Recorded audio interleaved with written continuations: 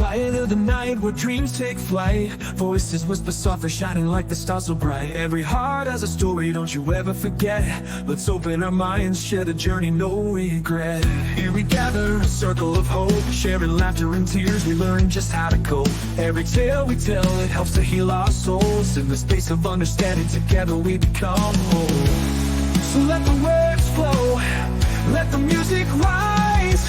In your head with Shannon, the stories come alive. Every heartbeat echoes where our spirits thrive. From fears to triumphs, we'll paint the skies anew. In this podcast journey, I'm here with you.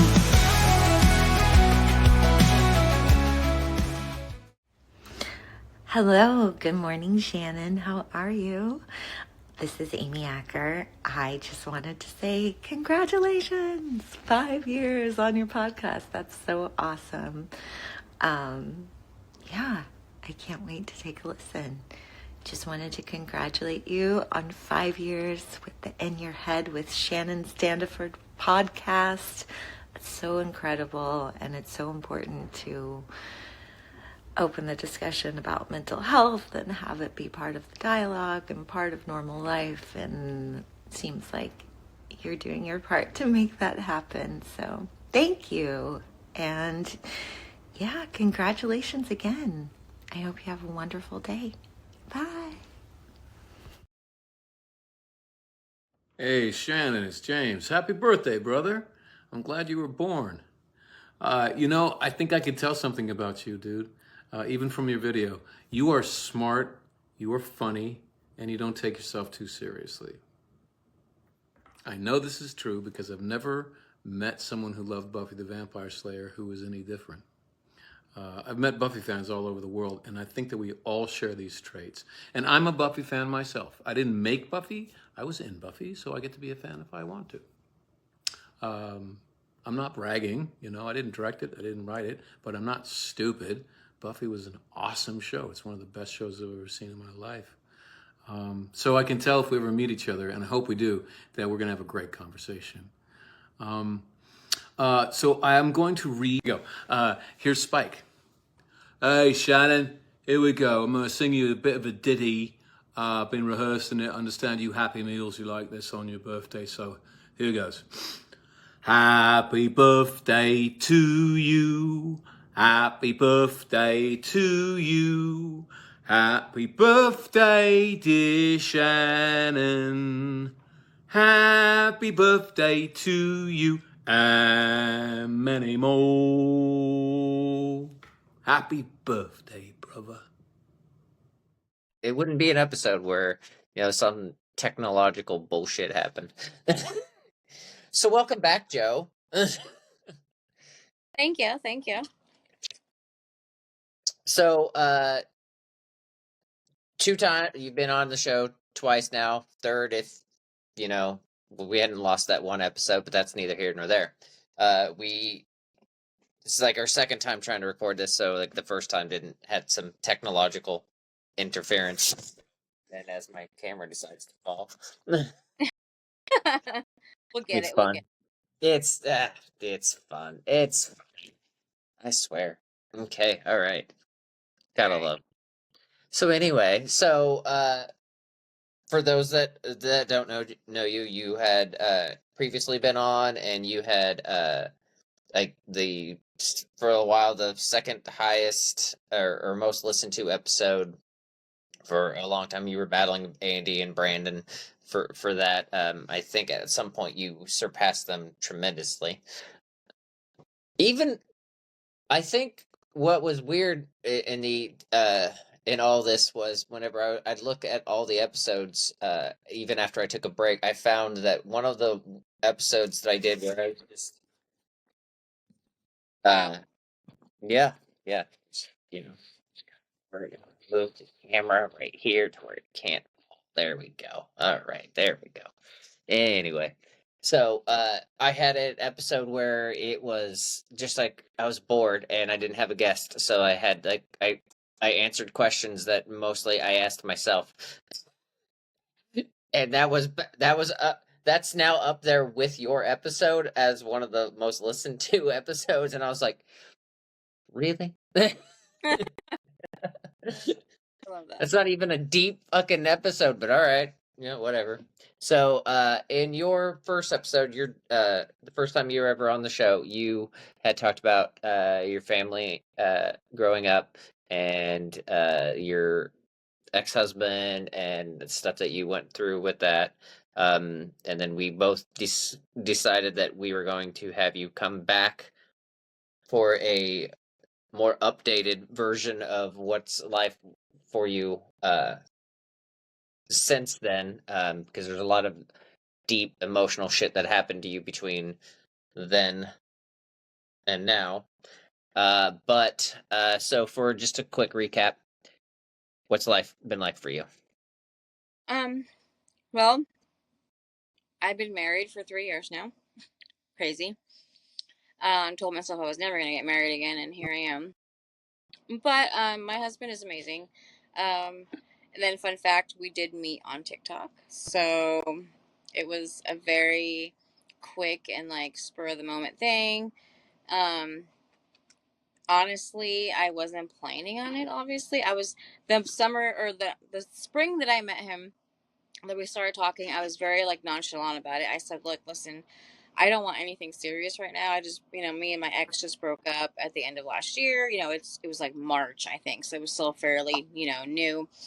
And he's like, "Okay," and I was like, "I'm just letting you know. I've already booked plenty of plane like flights for my summer, just hang out with friends, and whatnot, and all that good stuff." And he's like, "All right." He waited so patiently for me because I was just not giving a crap about anything at that time.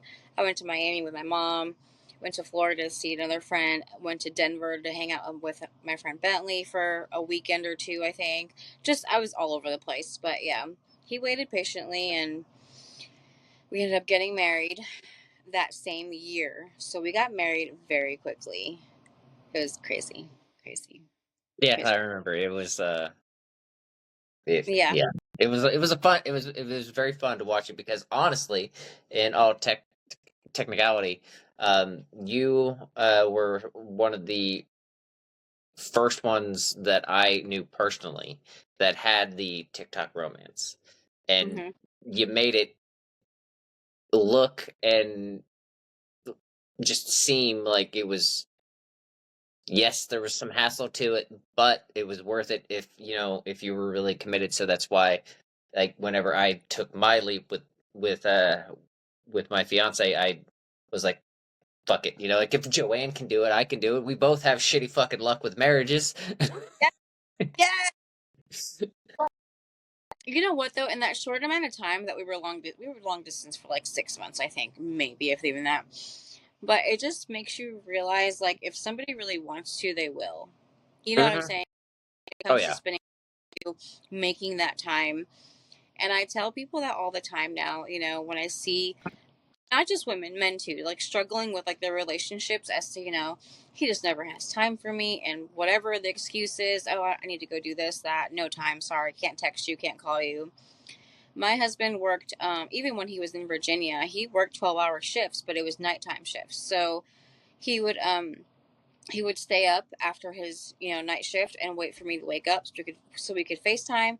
Or if I knew I was going to be off the next day, I would stay up late and wait till he got off work, because he got off work at like 2 o'clock in the morning, and I'd stay up late so we could FaceTime when he got home from work. I mean, just things like that. You know what I'm saying? Just a quick Mhm. texting, just little things like that, like things that you shouldn't have to ever ask for. It should just happen. I don't know. Oh I know yeah. that's like corny, but I mean, those things matter. Oh yeah. I definitely agree. I And I think that one of those things that kind of streamed that whenever you were talking about uh, in your first episode, and actually whenever you were on with Candace, and it was the first time I ever had two of my Legion of Ladies best friends. Like on one episode we talked about um like relationships and like being parents and how introducing and stuff like that, introducing the new partner to your kids is kind of a big thing. So since we're talking about that, so how was I obviously know how it went, but Right. for the listeners, how did that go for you? So for me, it was a lot of FaceTiming at first with, with the kids. So when we would talk, he would talk to the kids and stuff. Obviously we're not in the same place. Mm-hmm. So, like I just was like, here he is, and you guys have never talked to him before. But I will say that was a struggle because it was a little bit hard for them to make that connection through FaceTime and Mm-hmm. whatever. Um, but it did help.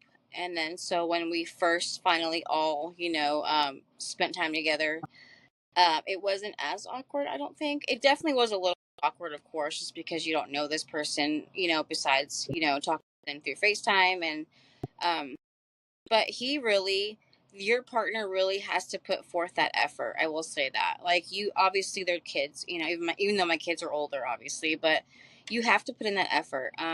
It has to be a package deal. And that's another reason why I just fell in love with my husband because, I was so used to, I am not, I've always gotten attention from men, but it's always been the same. They always want to know what I'm doing, how I'm doing, what are you Mm-hmm. doing, what's going on this evening. But something that I loved about my husband is, he would always ask about the kids first. Hey, how's, I know you said Aiden had a band concert coming up. How'd that go? Just things like that.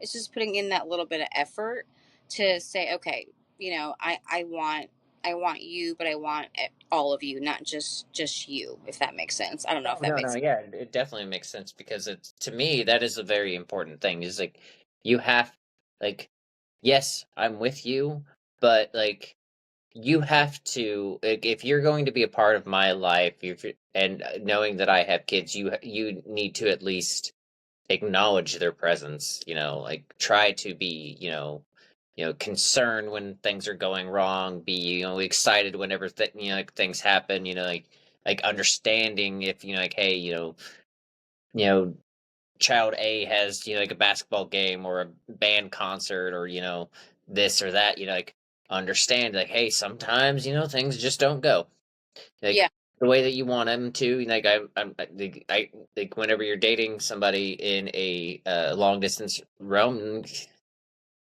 there's a lot yeah. of give, a lot of take, a lot of sacrifice. There's definitely a lot of that. Another thing that I think you could probably agree with is you have to have definitely trust. You cannot have trust issues and be in a long distance relationship. Oh no. It doesn't work. And I was lucky that my husband was not as jealous or territorial as some other people have been in my past. So Hmm. it was a fresh of breath air, not having to worry about oh well, I don't call him back right now, or soon he's going to think I'm doing this or that, or things like that, things of that nature.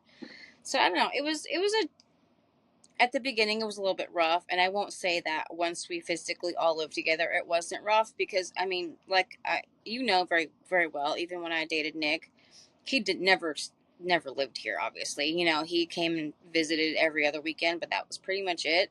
Hmm. um So my kids weren't used to there being another man in the house like full time since their dad. So it was a little bit there was a bit of a pull, I would say, between my older boys and my husband for that alpha, male of the house, because they got so used to um being the male figures in my home. They'd fix things, and they took on all the male duties, like taking out the trash, changing light bulbs, just stupid little things like that. But that was their job.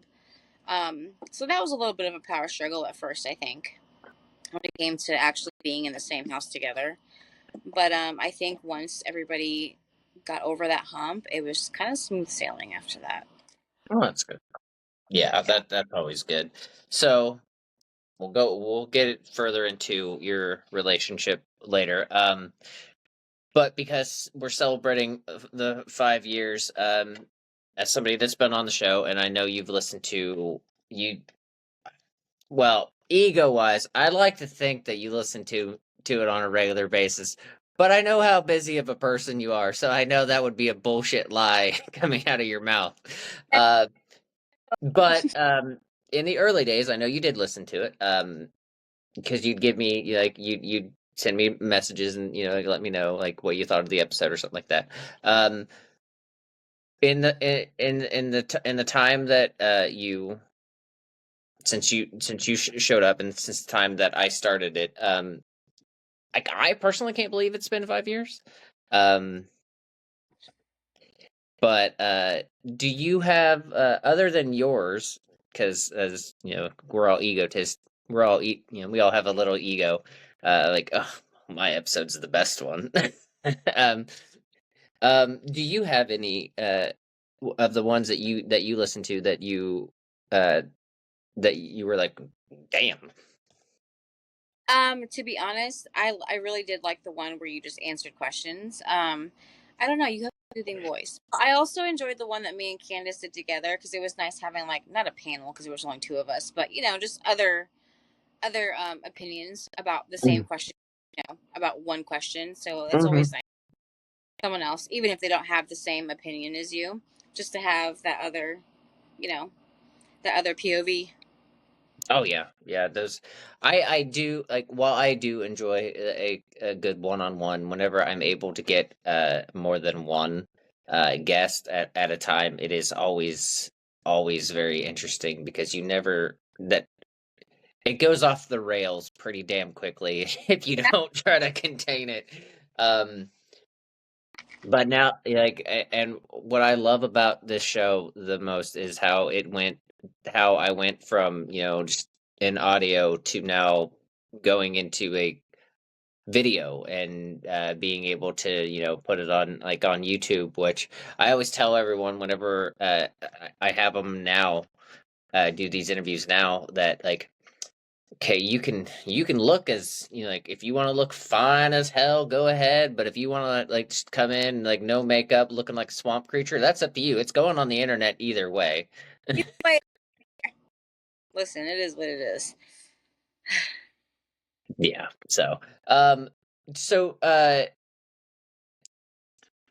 mean, 5 years. I think about like all the interviews and stuff like that I've done. I will say this: whenever I'm interviewing someone that I consider like my best friend, and that one of them being you, it is it's always like nerve wracking because like the questions that I asked to anybody else, like if you didn't have like a good solid like friendship, that's they were very intrusive questions. Yeah, They were very like hard questions. So the fact that you answered them and I only made you cry just a little bit. just a little bit, not a lot. Just, Became a running thing. Anytime that I interviewed a woman, there's always at least some. You could always tell there was some tears. We had the ability whenever I first started this. I was doing a lot of the interviews face to face, and then COVID happened, and then everything became on the phone, or at right. least any other way, or whatever way that I could get it. Um, so, and then come this new app thing. Since we've done it all three ways, which has been your favorite whenever you're getting interviewed? I like face to face, but I don't mind this either. I feel like face to face is more. It's just more personable, and you can just I don't know feel like the interaction better. If that makes Mm-hmm. sense. Oh no, yeah, it makes a lot of sense. So we'll try next time whenever you come on again. We'll try to get together to where we can do like a face to face. That way, it's a little bit more of a personable nature, and it's been a while since I've seen you. So, but so this is just a short little segment for the 5 year show. But I will say this: out of the 5 years that I've been able to do this, hearing your story, it honestly made me blessed to be able to know you a lot better. Like we've known each other and we know a lot about each other, probably way more than one should. So But I was able to learn a lot more about you and the fact and seeing and hearing from you and hearing your story was always it's always one of my favorite things. I actually do go back to listen to it every once in a while, especially like if I miss you and I know you're going through some shit and you don't really want to talk. I'll just listen to that.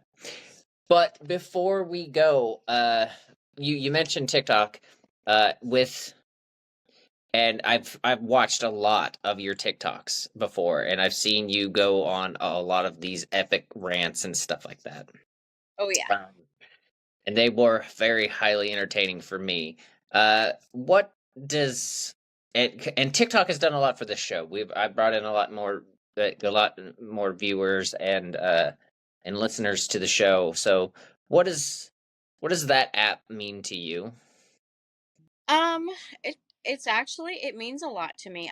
I'm actually gonna have to go in there and go back and download some old videos that I'm not gonna be able to have anymore.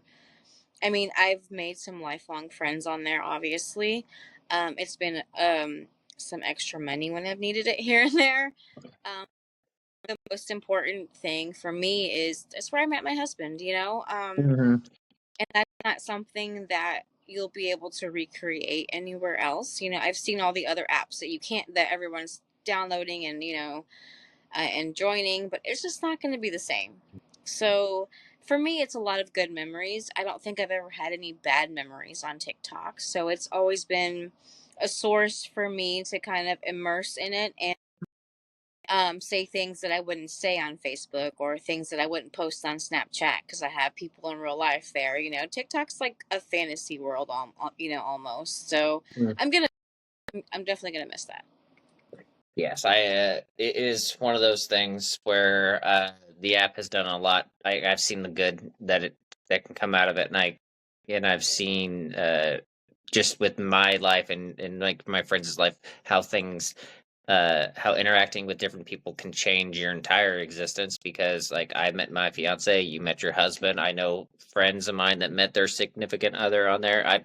Known I've met people that are just like you, that are just solid people that like you consider friends and like you talk to daily, or like every other day or whatever. So but and whether it stays or whether it goes, I don't know how things are going to happen between now and by the time this episode airs. But uh, it really did, like, watching you express your opinion, and while we may not always agree on a lot of things, I do always make sure that whenever something like that is going, or you're very passionate about something, like, it is very nice. Like I try to be as nice as possible and support you whenever you're going, how can I put this, off the rails and batshit crazy. Absolutely. Which is always so. But anyway, so thank you for coming on the 5-year uh anniversary show. So I appreciate it. It was always good to talk to you. You too. Congratulations. 5 years is a big deal. Thank you very much. So we will get together soon, and we will record a comeback episode. Yeah, definitely. All right, thanks, Joe. No problem. What's up, guys? In Your Head with Shannon Stanford is a podcast where Shannon talks to everyday people with everyday problems. Everyone has a story, and every story should be told. So you listen right now to Shannon's podcast on Spotify and many other places, y'all. Come on, man, be the light. Peace.